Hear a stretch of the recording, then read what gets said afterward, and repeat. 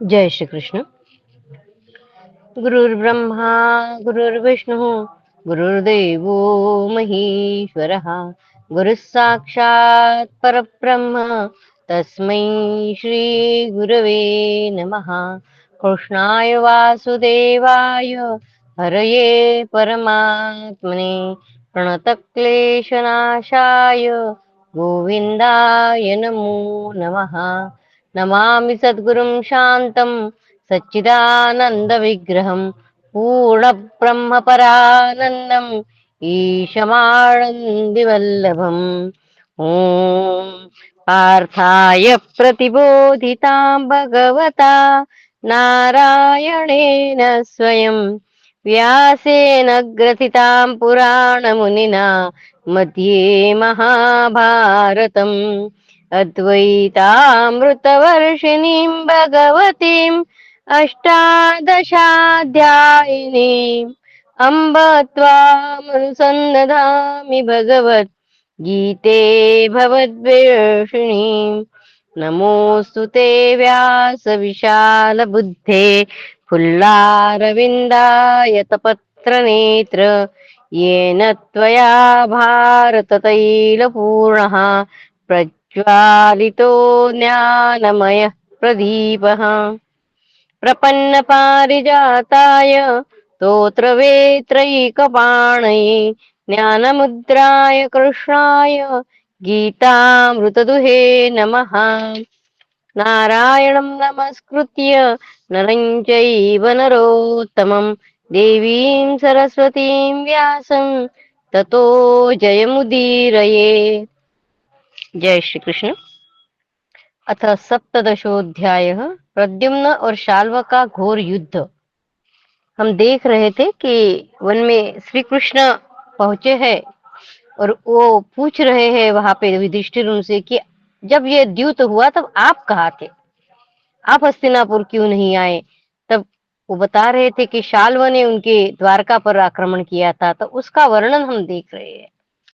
भगवान श्री कृष्ण कहते हैं, भरत श्रेष्ठ, यादवों से ऐसा कहकर रुक्मिणी नंदन प्रद्युम्न एक स्वर्णमय रथ पर आरूढ़ हुए, जिसमें बख्तर पहनाए हुए घोड़े जुते थे। उन्होंने अपनी मकर चिन्हित ध्वजा को ऊंचा किया, जो मुंह बाए हुए काल के समान प्रतीत होती थी। उनके रथ के घोड़े ऐसे चलते थे मानो आकाश में उड़े जा रहे हो। ऐसे अश्वों से जीत ऐसे अश्वों से जूते हुए रथ के द्वारा महाबली प्रद्युम्न ने शत्रुओं पर आक्रमण किया। वे अपने श्रेष्ठ धनुष को बारंबार खींचकर उसकी टंकार फैलाते हुए आगे बढ़े। उन्होंने पीठ पर तरकस और कमर में तलवार बांध ली थी। उनमें शौर्य भरा था और उन्होंने गोह के चमड़े के बने हुए दस्तान पहन रखे थे। वे अपने धनुष को एक हाथ से दूसरे हाथ में ले लिया करते थे।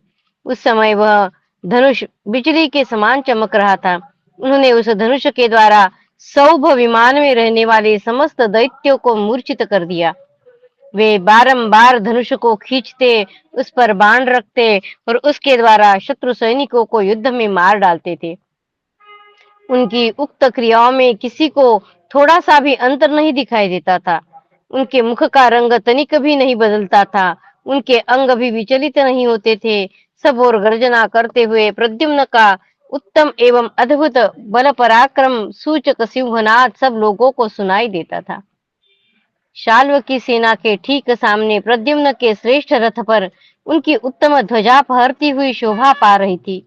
उस ध्वजा के स्वर्णमय दंड के ऊपर सब तिमी नामक जल जंतुओं का प्रमथन करने वाले मुंह बाए एक मगर मच्छ का चिन्ह था। वह शत्रु सैनिकों को अत्यंत भयभीत कर रहा था। तदनंतर शत्रुहंता प्रद्युम्न तुरंत आगे बढ़कर राजा शाल्व के साथ युद्ध करने की इच्छा से उसकी ओर दौड़े।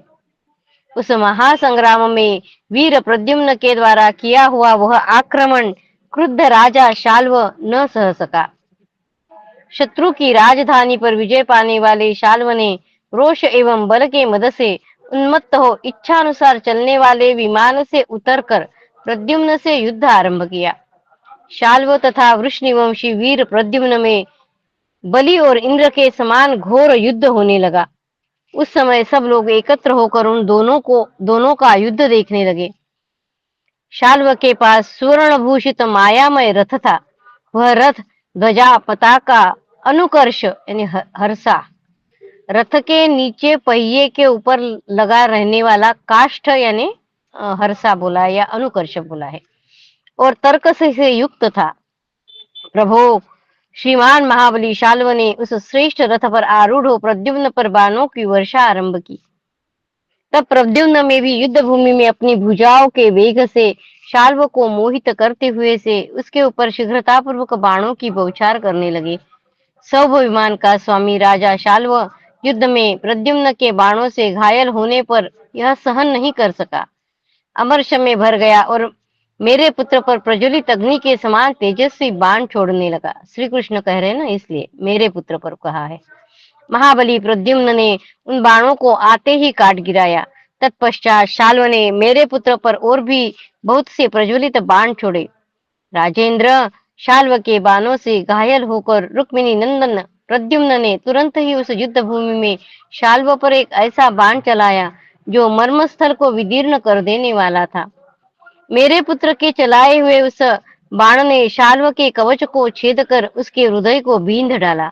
उससे वह मूर्छित होकर गिर पड़ा। वीर शाल्व राज के अचेत होकर गिर जाने पर उसकी सेना के समस्त दानवराज पृथ्वी को विदीर्ण करके पाताल में पलायन कर गए। पृथ्वीपते, उस समय सौभ विमान का स्वामी राजा शाल्व जब संज्ञा शून्य होकर धाराशायी हो गया, तब उसकी समस्त सेना में हाहाकार मच गया। तत्पश्चात जब चेत हुआ, तब महाबली शाल्व सहसा उठकर प्रद्युम्न पर बाणों की वर्षा करने लगा। शाल्व के उन बाणों द्वारा कंठ के मूल भाग में गहरा आघात लगने से अत्यंत घायल होकर समर में स्थित महाबाहु वीर प्रद्युम्न उस समय रथ पर मूर्छित हो गए। महाराज, रुक्मिणी नंदन प्रद्युम्न को घायल करके शाल्व बड़े जोर जोर से सिंहनाद करने लगा। उसकी आवाज से वहां की सारी पृथ्वी गूंज उठी। मेरे पुत्र के मूर्छित हो जाने पर भी शाल्व ने उन पर और भी बहुत से दुर्धर्ष बाण शीघ्रता पूर्वक छोड़े। मेरे पुत्र के मूर्छित हो जाने पर भी शाल्व ने उन पर और भी बहुत से दुर्धर्ष बाण शीघ्रता पूर्वक छोड़े।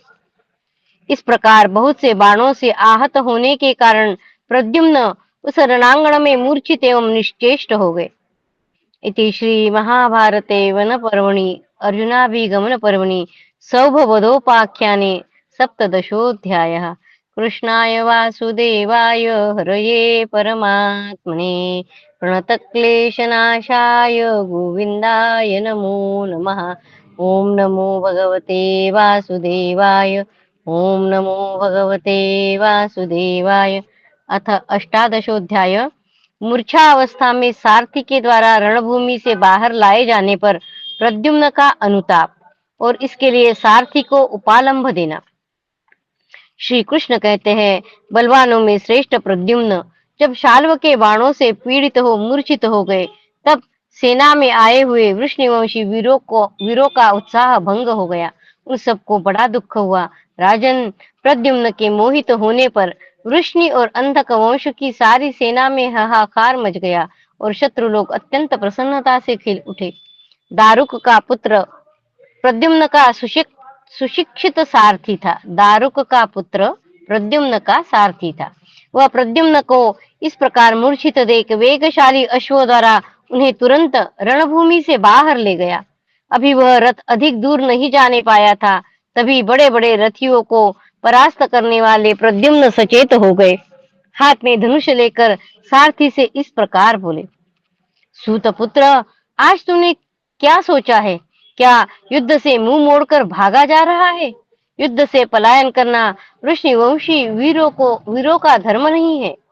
सूतनंदन, इस महासंग्राम में राजा शाल्व को देखकर तुझे मोह तो नहीं हो गया है?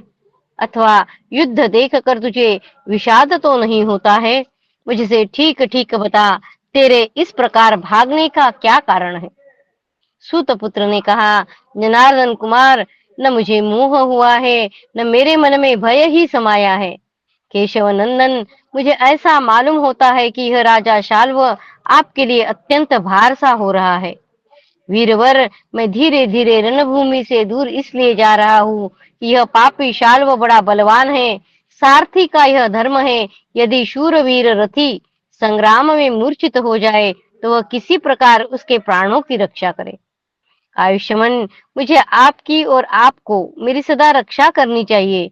रथी सारथी के द्वारा सदा रक्षणीय है। इस कर्तव्य का विचार करके ही मैं रणभूमि से लौट रहा हूँ। महाबाहो, आप अकेले हैं और इन दानवों की संख्या बहुत है। रुक्मिणी नंदन, इस युद्ध में इतने विपक्षियों का सामना करना अकेले आपके लिए कठिन है। यह सोचकर ही मैं युद्ध से हट रहा हूँ। गुरुनंदन, सूत के ऐसा कहने पर मकरध्वज प्रद्युम्न ने उससे कहा, दारुक कुमार, तू रथ को पुनः युद्ध भूमि की ओर ले चल। सूत पुत्र, आज से फिर कभी किसी प्रकार भी मेरे जीते जी रथ को रणभूमि से न लौटाना। वृष्णि वंश में ऐसा कोई वीर पुरुष नहीं पैदा हुआ जो युद्ध छोड़कर भाग जाए अथवा गिरे हुए को तथा मैं आपका हूँ यह कहने वाले को मारे। इसी प्रकार स्त्री, बालक, वृद्ध, रथहीन, अपने पक्ष से बिछड़े हुए तथा जिसके अस्त्र शस्त्र नष्ट हो गए हो, ऐसे लोगों पर जो हथियार उठाता है, ऐसा मनुष्य भी वृष्णि कुल में नहीं उत्पन्न हुआ है। तू सूत कुल में उत्पन्न होने के साथ ही सूत कर्म की अच्छी तरह शिक्षा पा चुका है। वृष्णिवंशी वीरों का युद्ध में क्या धर्म है, यह भी भली भांति जानता है। सूतनंदन, युद्ध के मुहाने पर डटे हुए वृष्णिकुल के वीरों का संपूर्ण चरित्र तुझसे अज्ञात नहीं है, अतः तू फिर कभी किसी तरह भी युद्ध से न लौटना। युद्ध से लौटने या भ्रांत चित्त होकर भागने पर जब मेरी पीठ में शत्रु के बाणों का आघात लगा हो, उस समय किसी से परास्त न होने वाले मेरे पिता गदाग्रज भगवान माधव मुझसे क्या कहेंगे, अथवा पिताजी के बड़े भाई नीलांबरधारी मदोत्कट महाबाहु बलराम जी जब यहाँ पधारेंगे तब वे मुझसे क्या कहेंगे। सूत, युद्ध से भागने पर मनुष्य में सिंह के समान पराक्रमी महाधनुर्धर सात्यकी तथा समर विजयी सांब मुझसे क्या कहेंगे। सारथे, दुर्धर्ष वीर चारुदेशन गद सारण और महाबाहु अक्रूर मुझसे क्या कहेंगे। मैं शूरवीर, संभावित शांत स्वभाव तथा सदा अपने को वीर पुरुष मानने वाला समझता हूँ। युद्ध से भागने पर मुझे देखकर झुंड की झुंड एकत्र हुई वृष्ण वीरों की स्त्रियां मुझे क्या कहेंगी। सब लोग यही कहेंगे कि यह प्रद्युम्न भयभीत हो महान संग्राम छोड़कर भागा आ रहा है, इसे धिक्कार है। इस अवस्था में किसी के मुख से मेरे लिए अच्छे शब्द नहीं निकलेंगे। सूत कुमार, मेरे अथवा मेरे जैसे किसी भी पुरुष के लिए धिक्कार युक्त वाणी द्वारा कोई परिहास भी कर दे तो वह मृत्यु से भी अधिक कष्ट देने वाला है। अतः तू फिर कभी युद्ध छोड़कर न भागना। मेरे पिता मधुसूदन भगवान श्रीहरि यहाँ की रक्षा का सारा भार मुझ पर रखकर भरत वंश शिरोमणि धर्मराज युधिष्ठिर के यज्ञ में गए हैं। आज मुझसे जो अपराध हो गया है इसे वे कभी क्षमा नहीं कर सकेंगे। जब राजसूय यज्ञ चल रहा था वहां पे, तब की ये सारी बातें, वहां पे श्री कृष्ण द्वारका में नहीं थे, वो यज्ञ के लिए गए थे युधिष्ठिर के पास, तब की यह घटना है। वीर कृतवर्मा शाल्व का सामना करने के लिए पुरी से बाहर आ रहे थे, किंतु मैंने उन्हें रोक दिया और कहा, आप यही रहिए, मैं शाल्व को परास्त करूंगा। कृतवर्मा मुझे इस कार्य के लिए समर्थ जानकर युद्ध से निवृत्त हो गए। आज युद्ध छोड़कर जब मैं उन महारथी वीर से मिलूंगा तब उन्हें क्या जवाब दूंगा। शंख चक्र और गदा धारण करने वाले कमल नयन महाभाऊ एवं अजेय वीर भगवान पुरुषोत्तम जब यहाँ मेरे निकट पदार्पण करेंगे उस समय उन्हें क्या उत्तर दूंगा। सात्यकी से, बलराम जी से तथा अंधक और वृष्णिवंश के अन्य वीरों से जो सदा मुझसे स्पर्धा रखते हैं मैं क्या कहूंगा।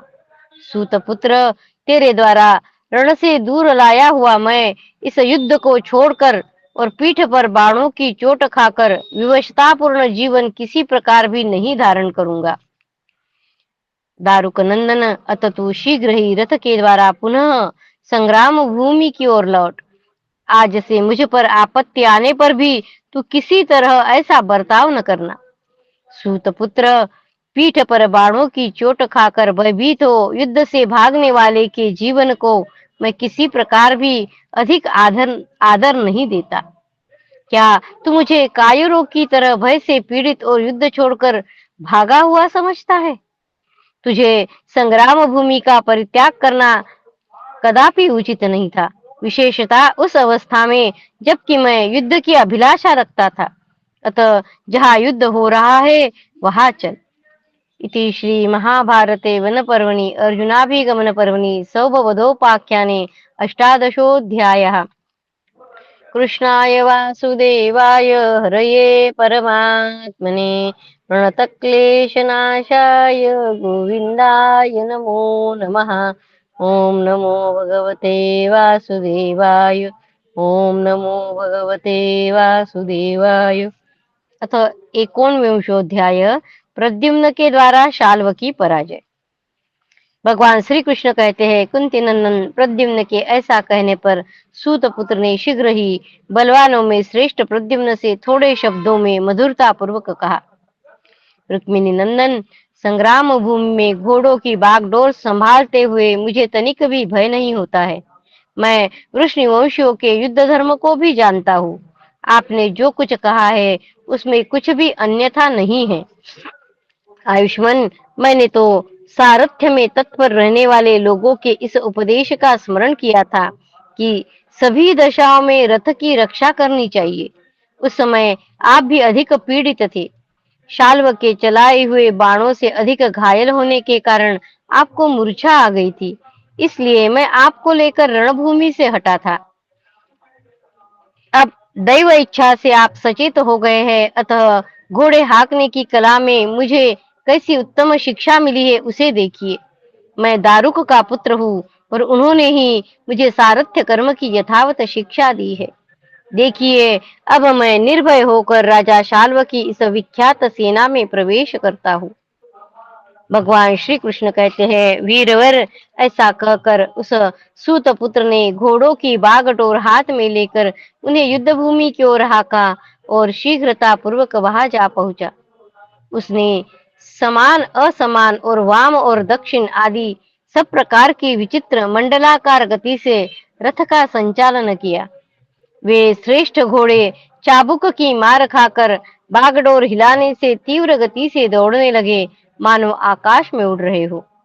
दारुक पुत्र के हस्त लाघव को समझकर वे घोड़े प्रज्वलित अग्नि की भांति दमकते हुए इस प्रकार जा रहे थे, मानो अपने पैरों से पृथ्वी का स्पर्श भी नहीं कर रहे थे। दारुक के पुत्र ने अनायास ही शाल्व की उस सेना का अपसव्य यानी दाहिने कर दिया। यह एक अद्भुत बात हुई। सर्वराज शाल्व प्रद्युम्न के द्वारा अपनी सेना का अपसव्य किया जाना न सह सका। अपनी सेना का अपसव्य किया जाना न सह सका। उसने सहसा 3 बाण चलाकर प्रद्युम्न के सारथी को घायल कर दिया।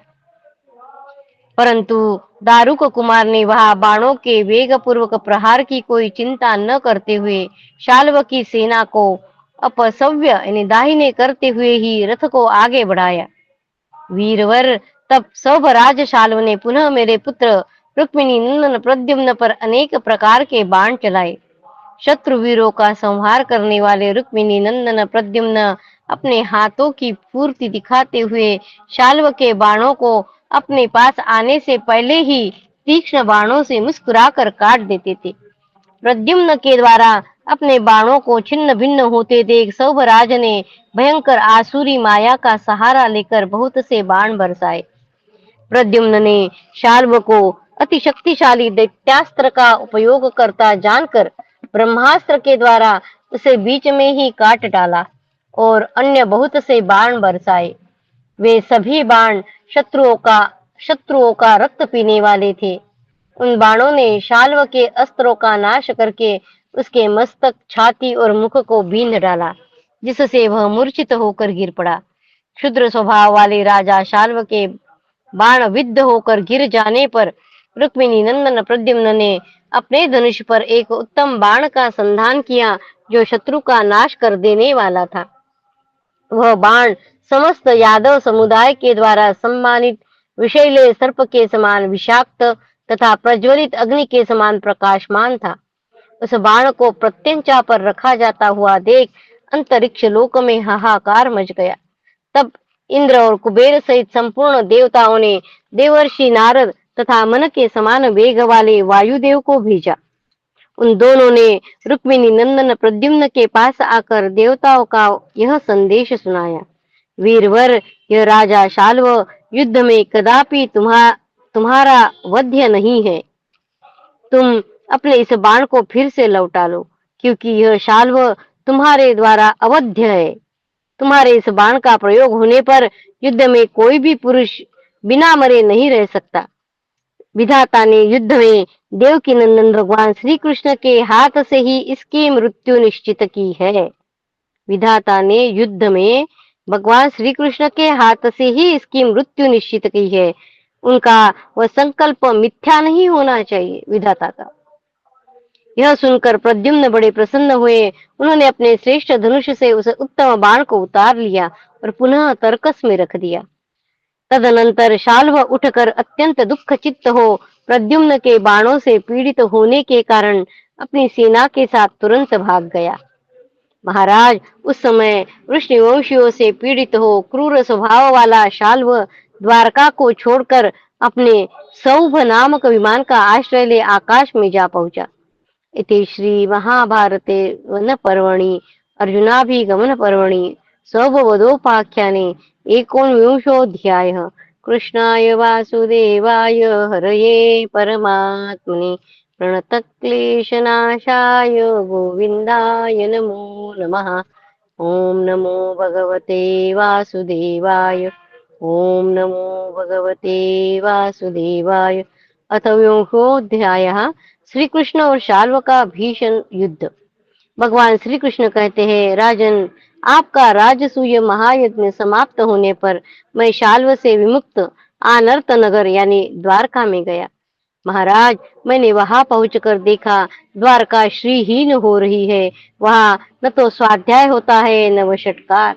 वह पूरी आभूषणों से रहित सुंदरी नारी की भांति उदास लग रही थी। द्वारका के वन उपवन तो ऐसे हो रहे थे मानो पहचाने ही न जाते हो। यह सब देखकर मेरे मन में बड़ी शंका हुई और मैंने कृतवर्मा से पूछा, नरश्रेष्ठ, इस वृष्णिवंश के प्राय सभी स्त्री पुरुष अस्वस्थ दिखाई देते हैं। इसका क्या कारण है? यह मैं ठीक ठीक सुनना चाहता हूँ। मेरे इस प्रकार पूछने पर कृतवर्मा ने शाल्व के द्वारकापुरी पर घेरा डालने और फिर छोड़कर भाग जाने का सब समाचार विस्तार पूर्वक कह सुनाया। यह सब वृत्तांत पूर्ण रूप से सुनकर मैंने शाल्व राज के विनाश का पूर्ण निश्चय कर लिया। भरत श्रेष्ठ, तदनंतर मैं नगर निवासियों को आश्वासन देकर राजा उग्रसेन, पिता वसुदेव तथा संपूर्ण वृष्णिवंशियों का हर्ष बढ़ाते हुए बोला, यदुकुल के श्रेष्ठ पुरुषों, आप लोग नगर की रक्षा के लिए सदा सावधान रहे। मैं शाल्व राज का नाश करने के लिए यहाँ से प्रस्थान करता हूँ। आप यह निश्चय जाने, मैं शाल्व का वध किए बिना द्वारकापुरी को नहीं लौटूंगा। शाल्व सहित सौभ नगर का नाश कर लेने पर ही मैं पुनः आप लोगों का दर्शन करूंगा। अब शत्रुओं को भयभीत करने वाले इस नगाड़े को 3 बार बजाइए। मेरे इस प्रकार आश्वासन देने पर सभी यदुवंशी वीरों ने प्रसन्न होकर मुझसे कहा, जाइए और शत्रु का विनाश कीजिए। प्रसन्न चित्त वाले उन वीरों के द्वारा आशीर्वाद से अभिनंदित होकर मैंने श्रेष्ठ ब्राह्मणों से स्वस्ति वाचन कराया और मस्तक झुककर भगवान शिव को प्रणाम किया। नरश्रेष्ठ, तदनंतर शैब्य और सुग्रीव नामक घोड़ों से जुते हुए अपने रथ के द्वारा संपूर्ण दिशाओं को प्रतिध्वनित करते हुए श्रेष्ठ शंख पांचजन्य को बजाकर मैंने विशाल सेना के साथ रण के लिए प्रस्थान किया। मेरी उस व्यूह रचना से युक्त और नियंत्रित सेना में हाथी, घोड़े, रथी और पैदल चारों ही अंग मौजूद थे। इस समय वह सेना विजय से सुशोभित हो रही थी। तब मैं बहुत से देशों और असंख्य वृक्षों से हरे भरे पर्वतों, सरोवरों और सरिताओं को लांघता हुआ मार्तिकावत में जा पहुंचा। नरव्याघ्र वहां मैंने सुना कि शाल्व सौभ विमान पर बैठकर समुद्र के निकट जा रहा है। तब मैं उसके पीछे लग गया। फिर समुद्र के निकट पहुंचकर उत्ताल तरंगों वाले महासागर की कुक्षी के अंतर्गत उसके नाभि देश ने एक द्वीप में जाकर राजा शाल्व था। युधिष्ठिर वह दुष्टात्मा दूर से ही मुझे देखकर मुस्कुराता हुआ सा बारंबार युद्ध के लिए ललकारने लगा। मेरे शारंग धनुष से छूटे हुए बहुत से मर्मभेदी बाण शाल्व के विमान तक नहीं पहुंच सके। इससे मैं रोष में भर गया। राजन, नीच दैत्य दुर्धर्ष राजा शाल्व स्वभाव से ही पापाचारी था। उसने मेरे मेरे ऊपर सहस्रों बाण धाराएं बरसाई। मेरे सारथी घोड़ों तथा सैनिकों पर उसने उसने भी बाणों की झड़ी लगा दी। उसके बाणों की बौछार को कुछ न समझकर मैं युद्ध में ही लगा रहा।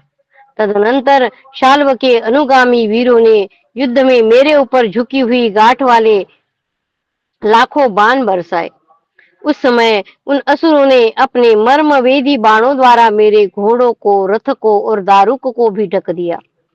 उस समय मेरे घोड़े, रथ, मेरा सारथी दारुक, मैं तथा मेरे सैनिक सभी बाणों से आच्छादित होकर अदृश्य हो गए। कुंती नंदन, तब मैंने भी अपने धनुष द्वारा दिव्य विधि से अभिमंत्रित किए हुए कई हजार बाण बरसाए। शाल्व का सौभ विमान आकाश में इस प्रकार प्रवेश कर गया था कि मेरे सैनिकों के दृष्टि में आता ही नहीं था, मानो एक कोस दूर चला गया हो। तब वे सैनिक रंगशाला में बैठे हुए दर्शकों की भांति केवल मेरे युद्ध का दृश्य देखते हुए जोर जोर से सिंहनाद और करतल ध्वनि करके मेरा हर्ष बढ़ाने लगे। तब मेरे हाथों से छूटे हुए मनोहर पंख वाले बाण दानवों के अंगों में शलभों की भांति घुसने लगे। इससे सौभ विमान में मेरे तीखे बाणों से मरकर महासागर में गिरने वाले दानवों का कोलाहल बढ़ने लगा। कंधे और भुजाओं के कट जाने से कबंध की आकृति में दिखाई देने वाले दानव भयंकर नाद करते हुए समुद्र में गिरने लगे। जो गिरते थे उन्हें समुद्र में रहने वाले जीव जंतु निगल जाते थे। तत्पश्चात मैंने दो दुग्ध, कुंद पुष्प, चंद्रमा, मृणाल तथा चांदी की सी कांति वाले पांचजन्य नामक शंख को बड़े जोर से फूका। उन दानवों को समुद्र में गिरते देख सौभराज शाल्व महान माया युद्ध के द्वारा मेरा सामना करने लगा। फिर तो मेरे ऊपर गदा, शूल शक्ति, फरसे, खड्ग शक्ति, वज्र, पाश, रिष्टि, कनप, बाण, पट्टिश और भूषुंडी आदि शस्त्रास्त्रों की निरंतर वर्षा होने लगी। शाल्व की उस माया को मैंने माया द्वारा ही नियंत्रित कर, माया का नाश होने पर वह पर्वत के शिखरों द्वारा युद्ध करने लगा। तदनंतर कभी अंधकार सा हो जाता, कभी प्रकाश सा हो जाता, कभी मेघों से आकाश घिर जाता और कभी बादलों के छिन्न भिन्न होने से सुंदर दीन प्रकट हो जाता था। कभी सर्दी और कभी गर्मी पड़ने लगती थी। अंगार और धूलि की वर्षा के साथ साथ शस्त्रों की भी वृष्टि होने लगती थी। इस प्रकार शत्रु ने मेरे साथ माया का प्रयोग करते हुए युद्ध आरंभ किया। वह सब जानकर मैंने माया द्वारा ही उसकी माया का नाश कर दिया। यथा समय युद्ध करते हुए मैंने बाणों द्वारा शाल्व की सेना को सब ओर से संतप्त कर दिया। कुंती पुत्र महाराज युधिष्ठिर, इसके बाद आकाश 100 सूर्यों से उद्भासित सा दिखाई देने लगा। उसमें सैकड़ों चंद्रमा और करोड़ों तारे दिखाई देने लगे। उस समय यह नहीं जान पड़ता था कि यह दिन है या रात्रि। दिशाओं का भी ज्ञान नहीं होता था। इससे मोहित होकर मैंने प्रज्ञास्त्र का संधान किया। तब उस अस्त्र ने उस सारी माया को उसी प्रकार उड़ा दिया जैसे हवा रुई को उड़ा देती है। इसके बाद शाल्व के साथ हम लोगों का अत्यंत भयंकर तथा रोमांचकारी युद्ध होने लगा। राजेंद्र, सब और प्रकाश हो जाने पर मैंने पुनः शत्रु से युद्ध प्रारंभ कर दिया। इति श्री महाभारते वन पर्वणि अर्जुनाभिगमन पर्वणि सौभवदोपाख्याने विंशोऽध्यायः। कृष्णाय वासुदेवाय हरये परमात्मने प्रणतक्लेशनाशाय गोविन्दाय नमो नमः। ॐ नमो भगवते वासुदेवाय। ॐ नमो भगवते वासुदेवाय। अतः एकविंशोऽध्यायः। श्री कृष्ण का शाल्व की माया से मोहित होकर पुनः सजग होना। भगवान श्री कृष्ण कहते हैं, पुरुष सिंह इस प्रकार मेरे साथ युद्ध करने वाला महाशत्रु शाल्वराज पुनः आकाश में चला गया। वहां से विजय की इच्छा रखने वाले मंद बुद्धि शाल्व ने क्रोध में भरकर मेरे ऊपर शतघ्नियां, शतघ्नि यानी तोफ, शतघ्नियां, बड़ी बड़ी गदाएं, प्रज्वलित शूल, मुसल और खड्ग फेंके। उनके आते ही मैंने तुरंत शीघ्रगामी बाणों द्वारा उन्हें रोककर उन गगनचारी शत्रुओं को आकाश में ही मार डालने का निश्चय किया और शीघ्र छोड़े हुए बाणों द्वारा उन सब के दो दो तीन तीन टुकड़े कर डाले। इससे अंतरिक्ष में बड़ा भारी आर्तनाद हुआ। तदनंतर शाल्व ने झुकी हुई गांठों वाले लाखों बाणों का प्रहार करके मेरे सारथी, दारुक, घोड़े तथा रथ को आच्छादित कर दिया। वीरवर तब दारुक व्याकुल सा होकर मुझसे बोला, प्रभो, युद्ध में डटे रहना चाहिए। इस कर्तव्य का स्मरण करके ही मैं यहाँ ठहरा हुआ हूँ, किंतु शाल्व के बाणों से अत्यंत पीड़ित होने के कारण मुझ में खड़े रहने की भी शक्ति नहीं रह गई। मेरा अंग शिथिल होता जा रहा है। सारथी का यह करुण वचन सुनकर मैंने उसकी ओर देखा। उसे बाणों द्वारा बड़ी पीड़ा हो रही थी। उसकी छाती में, मस्तक पर, शरीर के अन्य अवयवों में तथा दोनों भुजाओं में थोड़ा सा भी ऐसा स्थान नहीं दिखाई देता था जिसमें बाण न चुभे हुए हो। जैसे मेघ के वर्षा करने पर गेरु आदि धातुओं से युक्त पर्वत लाल पानी की धारा बहाने लगता है, वैसे ही वह बाणों से छिदे हुए अपने अंगों से भयंकर रक्त की धारा बहा रहा था। उस युद्ध में हाथ में बागडोर लिए सारथी को शाल्व के बाणों से पीड़ित होकर कष्ट पाते देख मैंने उसे ढाढ़स बंधाया। इतने में ही कोई द्वारकावासी पुरुष आकर तुरंत मेरे रथ पर चढ़ गया और सौहार्द दिखाता हुआ सा बोला।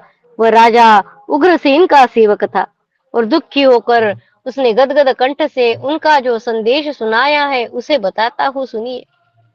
दूत बोला, वीर, द्वारका नरेश उग्रसेन ने आपको यह एक संदेश दिया है। केशव, वे आपके पिता के सखा है। उन्होंने आपसे कहा है कि यहाँ आ जाओ और जान लो।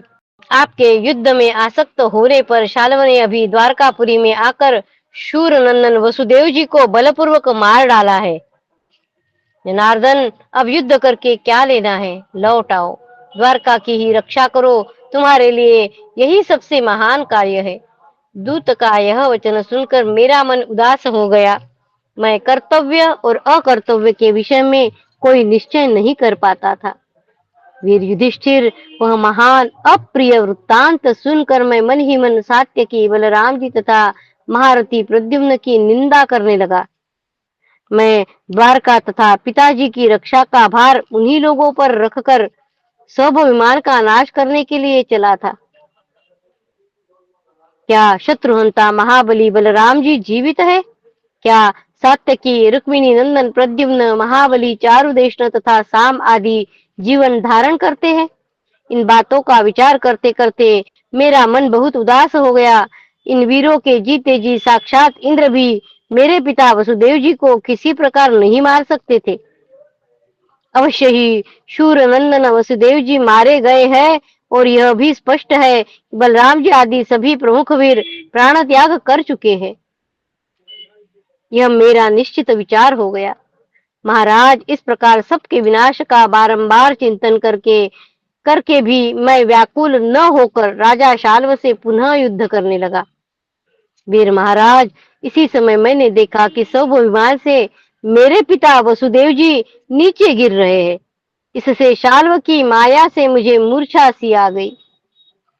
उस विमान से गिरते हुए मेरे पिता का स्वरूप ऐसा जान पड़ता था मानो पुण्य क्षय होने पर स्वर्ग से पृथ्वी तल पर गिरने वाले राजा ययाति का शरीर हो। उनकी मलिन पगड़ी बिखर गई थी, शरीर के वस्त्र अस्त व्यस्त हो गए थे और बाल बिखर गए थे। वे गिरते समय पुण्यहीन ग्रह की भांति दिखाई देते थे। कुंती नंदन उनकी यह अवस्था देख धनुषों में श्रेष्ठ सारंग मेरे हाथ से छूटकर गिर पड़ा और मैं शाल्व की माया से मोहित सा होकर रथ के पिछले भाग में चुपचाप जा बैठ गया। फिर तो मुझे रथ के पिछले भाग में प्राण रहित के समान पड़ा देख मेरी सारी सेना हाहाकार कर उठी। सबकी चेतना लुप्त सी हो गई थी। हाथों और पैरों को फैलाकर गिरते हुए मेरे पिता का शरीर मरकर गिरने वाले पक्षी के समान जान पड़ता था। वीरवर महाबाहो, गिरते समय शत्रु सैनिक हाथों में शूल और पट्टिश लिए उनके ऊपर बारंबार प्रहार कर रहे थे। उनके उस क्रूर कृत्य ने मेरे हृदय को कंपित सा कर दिया। तदनंतर 2 घड़ी के बाद जब मैं सचेत होकर देखता हूँ, तब उस महासमर में न तो सौभ विमान का पता है, न मेरा शत्रु शाल्व दिखाई देता है और न मेरे बूढ़े पिता ही दृष्टिगोचर होते हैं। तब मेरे मन में यह निश्चय हो गया कि यह वास्तव में माया ही थी। तब मैंने सजग होकर सैकड़ों बाणों की वर्षा प्रारंभ की। इति श्री महाभारते वनपर्वणि अर्जुनाभिगमनपर्वणि सौभवदोपाख्याने एकविंशोऽध्यायः। कृष्णाय वासुदेवाय हरये परमात्मने प्रणतक्लेशनाशाय गोविन्दाय नमो नमः।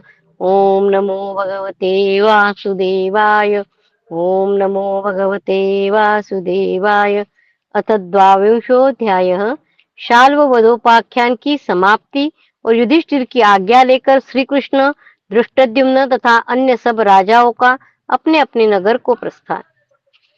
भगवान श्री कृष्ण कहते हैं, भरत श्रेष्ठ, तब मैं अपना सुंदर धनुष उठाकर बाणों द्वारा सौभ विमान से देवद्रोही दानवों के मस्तक काट काट कर गिराने लगा। तत्पश्चात सारंग धनुष से छूटे हुए विषैले सर्पों के समान प्रतीत होने वाले सुंदर पंखों से सुशोभित प्रचंड तेजस्वी तथा अनेक ऊर्ध्वगामी बाण मैंने राजा शाल्व पर चलाए, परंतु उस समय सौभ विमान माया से अदृश्य हो गया, अतः किसी प्रकार दिखाई नहीं देता था। इससे मुझे बड़ा आश्चर्य हुआ। तदनंतर जब मैं निर्भय और अचल भाव से स्थित हुआ तथा उन पर शस्त्र प्रहार करने लगा, तब विकृत मुख और केश वाले सौभ निवासी दानवगण जोर जोर से चिल्लाने लगे। तब मैंने उनके वध के लिए उस महान संग्राम में बड़ी उतावली के साथ शब्दवेदी बाण का संधान किया। यह देख उनका कोलाहल शांत हो गया। जिन दानवों ने पहले कोलाहल किया था, वे सब सूर्य के समान तेजस्वी शब्दवेदी बाणों द्वारा मारे गए। वह कोलाहल शांत होने पर फिर दूसरी ओर उनका शब्द सुनाई दिया। तब मैंने उधर भी बाणों का प्रहार किया। इस तरह वे असुर इधर उधर ऊपर नीचे 10 दिशाओं में कोलाहल करते और मेरे हाथ से मारे जाते थे। तदनंतर इच्छानुसार चलने वाला सौभ विमान प्राग्ज्योतिषपुर के निकट जाकर मेरे नेत्रों को भ्रम में डालता हुआ दिखाई दिया। तत्पश्चात लोकांतरकारी भयंकर आकृति वाले दानव ने आकर सहसा पत्थरों की भारी वर्षा के द्वारा मुझे आवृत कर दिया। राजेंद्र, शिलाखंडों की उस निरंतर वृष्टि से बार बार आहत होकर मैं पर्वतों से आच्छादित बाबीसा प्रतीत होने लगा। राजन, मेरे चारों ओर शिलाखंड जमा हो गए थे। मैं घोड़ों और सारथी सहित प्रस्तर खंडों से चुना सा गया था, जिससे दिखाई नहीं देता था। यह देख वृष्णिकुल के श्रेष्ठ वीर जो मेरे सैनिक थे, वह भय से आर्त हो सहसा चारों दिशाओं में भाग चले। मेरे अदृश्य हो जाने पर भूलोक, अंतरिक्ष तथा स्वर्गलोक सभी स्थानों में हाहाकार मच गया। उस समय मेरे सभी सुहृद खिन्न चित्त हो दुख शोक में डूबकर रोने चिल्लाने लगे। शत्रुओं में उल्लास छा गया और मित्रों में शोक। अपनी मर्यादा से च्युत होने वाले वीर युधिष्ठिर, इस प्रकार राजा शाल्व एक बार मुझ पर विजयी हो चुका था। यह बात मैंने सचेत होने पर पीछे सारथी के मुंह से सुनी थी। तब मैंने सब प्रकार के प्रस्तरों को विदीर्ण करने वाले इंद्र के प्रिय आयुध वज्र का प्रहार करके उन समस्त शिलाखंडों को चूर चूर कर दिया। उस समय पर्वत खंडों के भार से पीड़ित हुए मेरे घोड़े कंपित से हो रहे थे। उनकी बलसाध्य चेष्टाएं बहुत कम हो गई थी। जैसे आकाश में बादलों के समुदाय को छिन्न भिन्न करके सूर्य उदित होता है, उसी प्रकार शिलाखंडों को हटाकर मुझे प्रकट हुआ देख मेरे सभी बंधु बांधव पुनः हर्ष से खिल उठे। तब प्रस्तर खंडों के भार से पीड़ित तथा धीरे धीरे प्राण साध्य चेष्टा करने वाले घोड़ों को देखकर सारथी ने मुझसे यह समयोचित बात कही।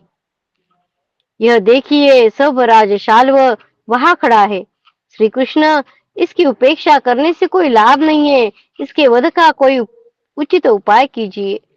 महाबाहु केशव, अब शाल्व की ओर से कोमलता और मित्र भाव हटा लीजिए, इसे मार डालिए, जीवित न रहने दीजिए। शत्रुहंता वीरवर, आपको सारा पराक्रम लगाकर इस शत्रु का वध कर डालना चाहिए। कोई कितना ही बलवान क्यों न हो, उसे अपने दुर्बल शत्रु की भी अवहेलना नहीं करनी चाहिए। कोई शत्रु अपने घर में आसन पर बैठा हो, युद्ध न करना चाहता हो, तो भी उसे नष्ट करने में नहीं चूकना चाहिए। कोई शत्रु अपने घर में आसन पर बैठा हो और युद्ध नहीं करना चाहता हो, तो भी उसे नष्ट करने में नहीं चूकना चाहिए, क्योंकि वो शत्रु है। फिर जो संग्राम में युद्ध करने के लिए खड़ा हो, उसकी तो बात ही क्या है। अतः प्रभु, आप सभी उपायों से इस शत्रु को मार डालिए। इस कार्य में आपको पुनः विलंब नहीं करना चाहिए।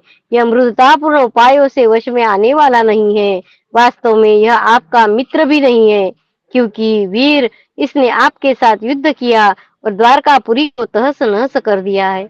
अतः इसको शीघ्र मार डालना चाहिए। कुंती नंदन, सारथी के मुख से इस तरह की बातें सुनकर मैंने सोचा, यह ठीक ही तो कहता है। यह विचार कर मैंने शाल्वराज का वध करने के लिए सब विमान को मार गिराने के लिए युद्ध में मन लगा दिया। वीर, तत्पश्चात मैंने दारुक से कहा, सारथे, 2 घड़ी और ठहरो, फिर तुम्हारी इच्छा पूरी हो जाएगी। तदनंतर मैंने कहीं भी कुंठित न होने वाले दिव्य, अभेद्य, अत्यंत शक्तिशाली, सब कुछ सहन करने में समर्थ, प्रिय तथा परम कांतिमान आग्नेयास्त्र का अपने धनुष पर संधान किया। वह अस्त्र युद्ध में दानवों का अंत करने वाला था। इतना ही नहीं, वह यक्षों, राक्षसों, दानवों तथा विपक्षी राजाओं को भी भस्म कर डालने वाला और महान था। वह आग्नेयास्त्र सुदर्शन चक्र के रूप में था। उसके परिधि भाग में सब और तीखे छुरे, आग्नेयास्त्र कैसे बता रहे, उसके परिधि भाग में सब और तीखे छुरे लगे हुए थे। वह उज्ज्वल अस्त्र काल, यम और अंतक के समान भयंकर था। उस शत्रुनाशक अनुपम अस्त्र को अभिमंत्रित करके मैंने कहा, तुम अपने शक्ति से सौभ विमान और उस पर रहने वाले मेरे शत्रुओं को मार डालो। ऐसा कहकर अपने बाहुबल से रोष पूर्वक मैंने वह अस्त्र सौभ विमान की ओर चलाया। आकाश में जाते ही उस सुदर्शन चक्र का स्वरूप प्रलय काल में उगने वाले द्वितीय सूर्य के समान प्रकाशित हो उठा। उस दिव्यास्त्र ने सौभ नगर में पहुंचकर उसे श्रीहीन कर दिया, और जैसे आरा ऊंचे काठ को चीर डालता है, उसी प्रकार सौभ विमान को बीच से काट डाला। सुदर्शन चक्र की शक्ति से कटकर 2 टुकड़ों में बटा हुआ सौभ विमान महादेव जी के बाणों से छिन्न भिन्न हुए त्रिपुर की भांति पृथ्वी पर गिर पड़ा। सौभ विमान के गिरने पर चक्र फिर मेरे हाथ में आ गया। मैंने फिर उसे लेकर वेग पूर्वक चलाया और कहा, अब की बार शाल्व को मारने के लिए तुम्हें छोड़ रहा हूँ। तब उस चक्र ने महासमर में बड़ी भारी गदा घुमाने वाले शाल्व के सहसा 2 टुकड़े कर दिए और वह तेज से प्रज्वलित हो उठा। वीर शाल्व के मारे जाने पर दानवों के मन में भय समा गया। वे मेरे बाणों से पीड़ित हो हाहाकार करते हुए सब दिशाओं में भाग गए। तब मैंने सौभ विमान के समीप अपने रथ को खड़ा करके प्रसन्नता पूर्वक शंख बजाकर सभी सुहृदों को हर्ष में निमग्न कर दिया। मेरु पर्वत के शिखर के समान आकृति वाले सौभ नगर की अट्टालिका और गोपुर सभी नष्ट हो गए। उसे जलते देख उस पर रहने वाली स्त्रियां इधर उधर भाग गई। धर्मराज, इस प्रकार युद्ध में सौभविमान तथा राजा शाल्व को नष्ट करके मैं पुनः द्वारका में लौट आया और सुहृदों का हर्ष बढ़ाया। राजन, यही कारण है जिससे मैं उन दिनों हस्तिनापुर में न आ सका। शत्रुवीरों का नाश करने वाले धर्मराज, मेरे आने पर या तो जुआ नहीं होता या दुर्योधन जीवित नहीं रह पाता। भगवान कह रहे हैं कि मेरे आने पर या तो जुआ नहीं होता या दुर्योधन जीवित नहीं रह पाता। जैसे बांध टूट जाने पर पानी को कोई रोक नहीं सकता, उसी प्रकार आज जबकि सब कुछ बिगड़ चुका है, तब मैं क्या कर सकूंगा। वैशंपायन जी कहते हैं, जन्मेजय ऐसा कहकर पुरुषों में श्रेष्ठ महाबाहु श्रीमान मधुसूदन कुरुनंदन युधिष्ठिर की आज्ञा लेकर द्वारका की ओर चले गए। महाबाहु श्री कृष्ण ने धर्मराज युधिष्ठिर को प्रणाम किया। राजा युधिष्ठिर तथा भीम ने बड़ी बड़ी भुजाओं वाले श्री कृष्ण का सिर सूंघा। अर्जुन ने उनको हृदय से लगाया। नकुल सहदेव ने उनके चरणों में प्रणाम किया। पुरोहित धौम्य जी ने उनका सम्मान किया तथा द्रौपदी ने अपने आंसुओं से उनकी अर्चना की। पांडवों से सम्मानित श्री कृष्ण सुभद्रा और अभिमन्यु को अपने स्वर्णमय रथ पर बैठाकर स्वयं भी उस पर आरूढ़ हुए। उस रथ में शव्य और सुग्रीव नामक घोड़े जुते हुए थे। वह सूर्य के समान तेजस्वी प्रतीत होता था। युधिष्ठिर को आश्वासन देकर श्री कृष्ण उसी रथ के द्वारा द्वारकापुरी की ओर चल दिए। श्री कृष्ण के चले जाने पर द्रुपद पुत्र धृष्टद्युम्न ने भी द्रौपदी कुमारों को साथ ले अपनी राजधानी को प्रस्थान किया। पांडवों के जो पुत्र है उनको धृष्टद्युम्न लेके गया। ने मामा के घर गए। वो चेदिराज धृष्ट केतु भी अपनी बहन करेनुमति को, जो नकुल की भार्या थी, साथ ले पांडवों से मिलजुल कर अपनी श्रम्य राजधानी शुक्तिमतीपुरी को चले गए। कई राजकुमार भी अमित तेजस्वी कुंती नंदन युधिष्ठिर की आज्ञा पा समस्त पांडवों से विदा लेकर अपने नगर को चले गए। युधिष्ठिर के राज्य में रहने वाले ब्राह्मण तथा वैश्य बारंबार विदा करने पर भी पांडवों को छोड़कर नहीं जाना चाहते थे। भरत वंश भूषण महाराज जन्मेजय उस समय काम्य कवन में उन महात्माओं का बड़ा अद्भुत सम्मेलन जुटा था। तदनंतर महामना युधिष्ठिर ने सब ब्राह्मणों की अनुमति से अपने सेवकों को समय पर आज्ञा दी, रथों को जोत कर तैयार करो। इति श्री महाभारते वन पर्वणि अर्जुनाभिगमन पर्वणि सौभवदोपाख्याने द्वाविंशोऽध्यायः। कृष्णाय वासुदेवाय हरये परमात्मने प्रणतक्लेशनाशाय गोविन्दाय नमो नमः। ओम नमो भगवते वासुदेवाय। ओम नमो भगवते वासुदेवाय। अथ त्रयोविंशोऽध्यायः। पांडवों का द्वैत वन में जाने के लिए उद्यत होना और प्रजा वर्ग की व्याकुलता। वैशंपायन जी कहते हैं, जन्मेजय, यादव कुल के अधिपति भगवान श्री कृष्ण के चले जाने पर युधिष्ठिर, भीमसेन, अर्जुन, नकुल, सहदेव, द्रौपदी और पुरोहित धौम्य उत्तम घोड़े से जुते हुए बहुमूल्य रथों पर बैठे। फिर भूतनाथ भगवान शंकर के समान सुशोभित होने वाले वे सभी वीर एक साथ दूसरे वन में जाने के लिए उद्यत हुए। वेद वेदांग और मंत्र के जानने वाले ब्राह्मणों को सोने की मुद्राएं, वस्त्र तथा गव्य प्रदान करके उन्होंने यात्रा प्रारंभ की। भगवान श्री कृष्ण के साथ 20 सेवक अस्त्र शस्त्रों से सुसज्जित हो धनुष, तेजस्वी बाण, शस्त्र, डोरी, यंत्र और अनेक प्रकार के सहायक लेकर पहले ही पश्चिम दिशा में स्थित द्वारकापुरी को ओर चले गए थे। तदनंतर सारथी इंद्रसेन, राजकुमारी सुभद्रा के वस्त्र, आभूषण, धायों तथा दासियों को लेकर तुरंत ही रथ के द्वारा द्वारकापुरी को चल दिया। इसके बाद उदार हृदय वाले पुरवासियों ने कुरुश्रेष्ठ युधिष्ठिर के पास जा उनकी परिक्रमा की। कुरुजांगर देश के ब्राह्मणों तथा सभी प्रमुख लोगों ने उनसे प्रसन्नता पूर्वक बातचीत की। उनके भाइयों सहित धर्मराज युधिष्ठिर ने भी प्रसन्न होकर उन सब से वार्तालाप किया। कुरुजांगल देश के उस जन समुदाय को देखकर महात्मा राजा युधिष्ठिर थोड़ी देर के लिए वहां ठहर गए। जैसे पिता का अपने पुत्रों पर वात्सल्य भाव होता है, उसी प्रकार कुरुश्रेष्ठ महात्मा युधिष्ठिर ने उन सब के प्रति अपने आंतरिक स्नेह का परिचय दिया। वे भी उन भरत श्रेष्ठ युधिष्ठिर के प्रति वैसे ही अनुरक्त थे जैसे पुत्र अपने पिता पर। उस महान जन समुदाय यानी प्रजा के लोग कुरुकुल के प्रमुख वीर युधिष्ठिर के पास जा उन्हें चारों ओर से घेर कर खड़े हो गए। राजन, उस समय उन सब के मुख पर आंसुओं की धारा बह रही थी और वे वियोग के भय से भीत हो हा नाथ, हा नाथ, हा धर्म, इस प्रकार पुकारते हुए कह रहे थे। कुरुवंश के श्रेष्ठ अधिपति, प्रजाजनों पर पिता का सा स्नेह रखने वाले धर्मराज युधिष्ठिर हम सब पुत्रों, पुरवासियों तथा समस्त देशवासियों को छोड़कर अब कहाँ जा रहे हैं? क्रूर बुद्धि धृतराष्ट्र पुत्र दुर्योधन का धिक्कार है। सुबल पुत्र शकुनी तथा पापपूर्ण विचार रखने वाले कर्ण का भी धिक्कार है। जो पापी सदा धर्म में तत्पर रहने वाले आपका इस प्रकार अनर्थ करना चाहते हैं। जिन महात्मा ने स्वयं ही पुरुषार्थ करके महादेव जी के नगर कैलाश की सी सुषमा वाले अनुपम इंद्रप्रस्थ नामक नगर को बसाया था, वे अचिंत्य कर्मा धर्मराज युधिष्ठिर अपनी उस पुरी को छोड़कर अब कहाँ जा रहे हैं?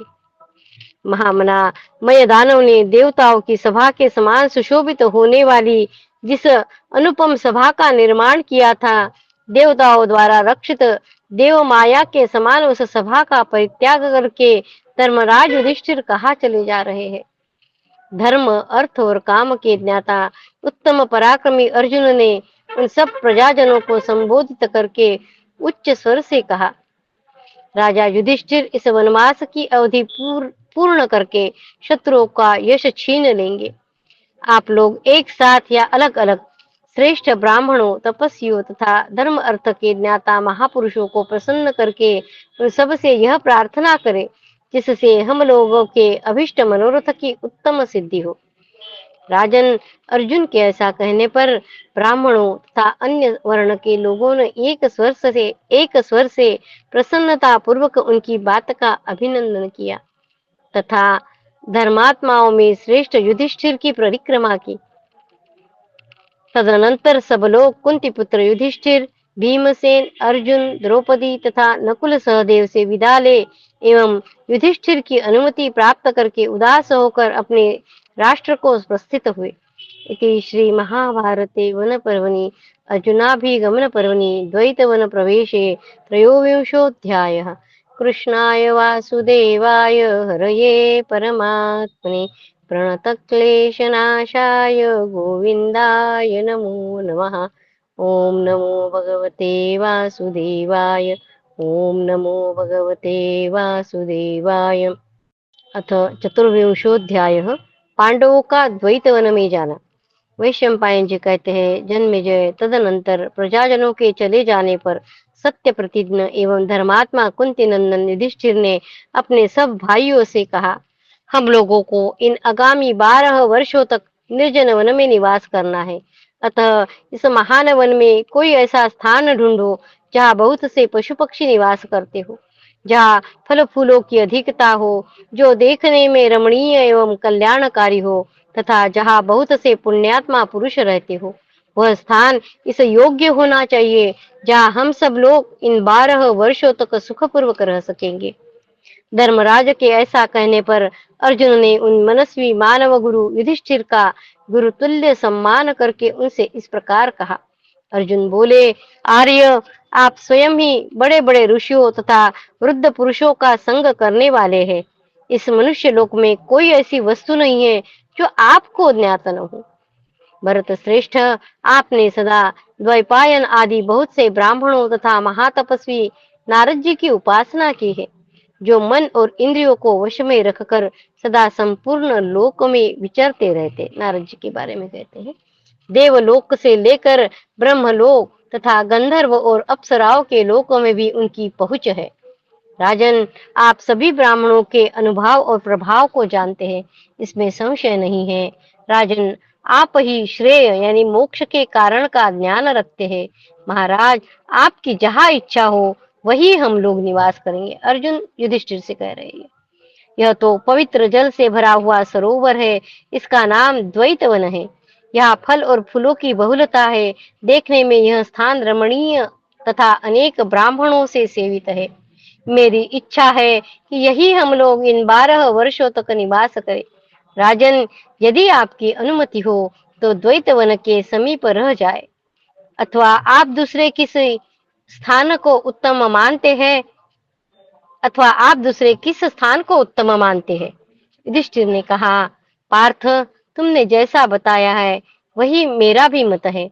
हम लोग पवित्र जल के कारण प्रसिद्ध द्वैतवन नामक विशाल सरोवर के समीप चले।